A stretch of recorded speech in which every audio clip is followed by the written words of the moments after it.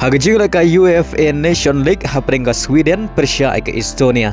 Haba pai syagani ka chingle ka Sweden ka lakhor ka nam job hadin magalala ban pelim sok ya ka Estonia dan lailanon.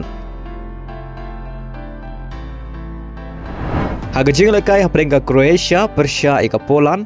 Hagani ka chingle ka Croatia ka lakhor ka nam job hadin magalala ban pelim ya ka Poland da shigol lanot. Badia gani ka shigol juga Croatia layo ban tableng ba orang ile ka bekensai jongka Luka Modric hagaminit kebasan PUR.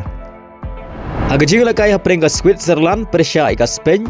Haba pai syagani ka jing lekai ka Spain galayo bat penki jar nengkong tang hagaminit kebasau lengbau Joshlu. Bad hagaminit kebakhat lai Urius uliyo ban Thep ya ka gol ka baar naga benta ka Spain. Henry hagaminit ka baar peu ka Spain ka habani lekai satang si peu ngut hadin bau player jongka uliyo pediang ia ka red card.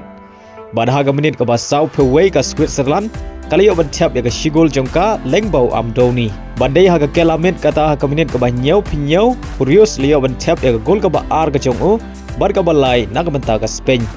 Bada shwa ban kot ka jingele kai kata haga minit ka ba pra ka Spain galiyo ban Thep ya ka gol ka basau lengbau Ferran Torres. Badai la bagini ki sau gol ka Spain galala ban pelimsok ya ka Switzerland da sau la ka wei.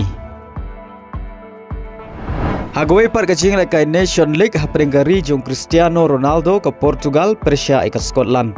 Haba pai syagani kacing lekai ke Scotland galayo bat penki jar nengkong tang hagaminit ke bahnyau lengbau McTominay. Badai lama gani ke shigol ke Scotland ka tam haga kela step da shigol lanot. Haba pai par syaga kela amin ke Portugal galayo ban Thep ya ke gol penyak haj. Hagaminit ke basan peusau lengbau Fernandes. Bar hashwa ban kot ka jing lekai kata hagaminit ke ba pra orang lekai bekensai jong kari Portugal ku Cristiano Ronaldo ulio ban Thep ya ke gol pentam. Badai la bagai ka gol jong Cristiano Ronaldo la penlong ya ke Portugal bahkan pelim ya ke Scotland da ar la ka wei hagari ka jing lekai.